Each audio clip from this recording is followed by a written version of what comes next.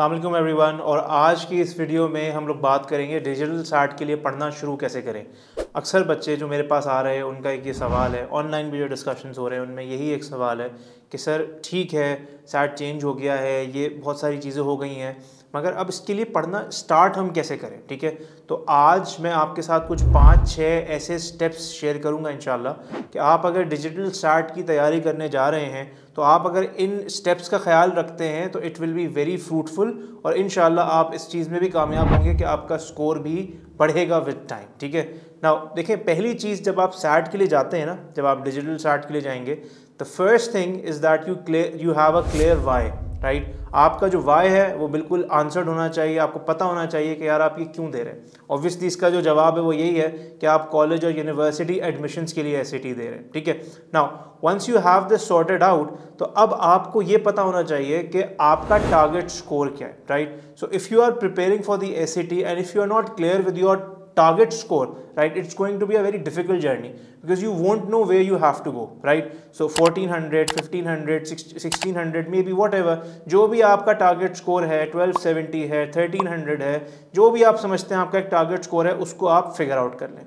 आपने अपना target score figure out कर लिया, अब आपने क्या करना है, दूसरा स्टेप आपके लिए ये है, इनफैक्ट तीसरा स्टेप आपके लिए ये है कि आपने अब टॉपिकली सारी चीज़ों को पढ़ना शुरू करना है। तो अब इंग्लिश हो या मैथ हो, सारे दोनों टॉपिक्स के अंदर, दोनों सेक्शंस के अंदर जितने भी टॉपिक्स हैं उनको आपने फर्दन अलग अलग पढ़ना शुरू करना है। सही, once you are done with that, जब आपको ऐसा लगे कि अब आपकी कुछ ग्रिप आना शुरू हो गई है, और नॉर्मली इसमें कुछ टाइम लगता है, 3 हफ्ते 4 हफ्ते अगर आप प्रॉपर कॉन्सेंट्रेशन के साथ टाइम दे रहे हैं या किसी के साथ तैयारी कर रहे हैं तो आपको इतना टाइम लग जाएगा। ठीक है, जब आप टॉपिकली समझें कि थोड़ा सा आप मजबूत हो गए हैं, कॉन्सेप्ट्स आपके पक्के हो गए, तो फिर आप उसको टाइम करना शुरू करें और आप उसको टाइम करके सॉल्व करें। राइट, अच्छा, जब टाइम करके भी आप सॉल्व इजीली करना शुरू कर दें तो फिर आपने ये करना है कि आप प्रैक्टिस टेस्ट की तरफ जाएं। राइट, जो एक्चुअल SAT, डिजिटल SAT के प्रैक्टिस टेस्ट हैं, आप उनको सॉल्व करें।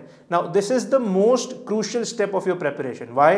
Because solving these tests will give you an actual idea of how you are going, right? आपको एक्चुअली ये पता चल जाएगा कि आप कहाँ पे स्टैंड कर रहे हो इन टेस्ट को सॉल्व करने के बाद। राइट, जब आप इन टेस्ट को सॉल्व कर लेंगे, राइट, तो आपका एक स्कोर आएगा। राइट, आपकी जो स्कोर रिपोर्ट होगी that will tell you a lot about where you are going. ठीक है, इंग्लिश का स्कोर भी आपके पास आ जाएगा, मैथ का स्कोर भी आपके पास आ जाएगा। ब्लू बुक जो एक एप्लीकेशन है कॉलेज बोर्ड की जहाँ आप टेस्ट सॉल्व करेंगे, तो वहाँ पे अगर आप इसको सॉल्व करते हैं आपके पास सारी डिटेल्स स्कोर की आपके आ जाएंगी। ठीक है, अब उसमें आपने क्या काम करना है, which is like I mention the most crucial step, अब आपने बैठ के एनालिसिस करना है। देखें, अक्सर बच्चे जो प्रैक्टिस करते रहते हैं और ये कंप्लेन करते हैं कि उनका स्कोर नहीं बढ़ रहा, तो उसकी एक बड़ी वजह ये होती है कि वो अपने स्कोर का एनालिसिस ही नहीं करते। राइट, तो आपने टेस्ट सॉल्व करने के बाद बैठ जाना है और एनालिसिस करना है, और ख़ास तौर से उन गलतियों को देखना है जो बार बार हो रही हैं। ठीक है,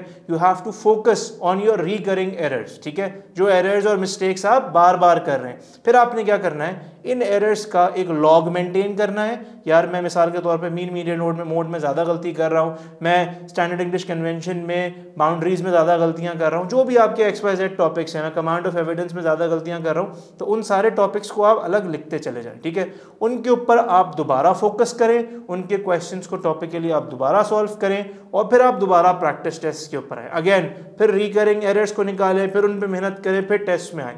इस प्रोसेस को आप अगर रिपीट करते गए और इस प्रॉपर एनालिसिस के साथ अगर आपने 4 से 5 या 6 टेस्ट जो ब्लू बुक के अवेलेबल हैं, कॉलेज बोर्ड के टेस्ट ऑफिशियल जो अवेलेबल हैं, या उससे भी ज़्यादा क्वेश्चंस अगर आपने या टेस्ट आपने सॉल्व कर लिए इस प्रॉपर एनालिसिस के साथ, तो इंशाल्लाह आप देखेंगे कि आपका जो स्टार्टिंग स्कोर होगा उसके मुकाबले में इंप्रूवमेंट आएगी। अगर आपने 1200 से स्टार्ट किया था फॉर एग्जांपल, तो आप 1300, 1400 और इवन 1500 से ऊपर भी जा सकते हैं अगर आप प्रॉपर मेहनत करते हैं और एनालिसिस करके मुस्तकिल तौर से टेस्ट्स को सॉल्व करते हैं। इसमें और भी डिटेल्स हैं, इंशाल्लाह बाकी डिटेल्स के लिए और दूसरे टॉपिक्स के लिए हम अपने दूसरे वीडियोस के अंदर बात करेंगे। हमारे चैनल को सब्सक्राइब करना ना भूलें, बेल आइकॉन पे भी ज़रूर क्लिक करें। Thank you so much.